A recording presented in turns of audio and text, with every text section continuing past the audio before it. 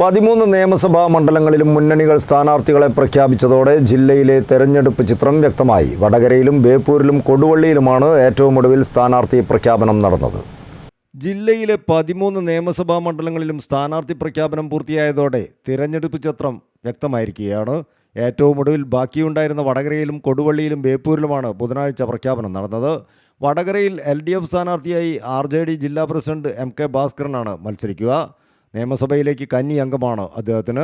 UDF സ്ഥാനാർത്ഥിയായി RMPIയുടെ KK Rama MLA തന്നെ രണ്ടാം തവണയും മത്സരത്തിനിറങ്ങും.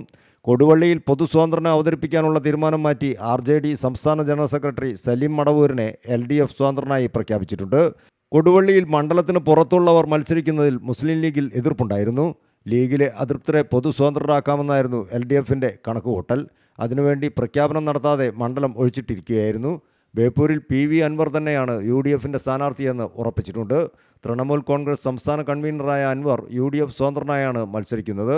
ഔദ്യോഗിക പ്രഖ്യാപനം വരുന്നതിന് ഒരു മാസം മുൻപേ അൻവർ ബേപ്പൂർ കേന്ദ്രീകരിച്ച് പ്രചരണം ആരംഭിച്ചിരുന്നു. LDFിൽ മന്ത്രി PA മുഹമ്മദ് റിയാസും NDAയിൽ BJP ജില്ലാ പ്രസിഡന്റ് KP പ്രകാശ് ബാബുവുമാണ് ബേപ്പൂരിലെ എതിർ സ്ഥാനാർത്ഥികൾ.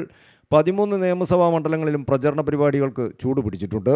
സ്ഥാനാർത്ഥികൾ റോഡ് ഷോകൾ നടത്തി മണ്ഡലങ്ങളിൽ വരവറിയിച്ചു കഴിഞ്ഞു. നേരത്തെ സ്ഥാനാർത്ഥി പ്രഖ്യാപനം നടന്നതിനാൽ പ്രചരണ രംഗത്ത് LDF സ്ഥാനാർത്ഥികൾക്ക് മുൻതൂക്കം ലഭിച്ചിട്ടുണ്ട്. ന്യൂസ് ഡെസ്ക് CTV പ്രാദേശിക വാർത്ത.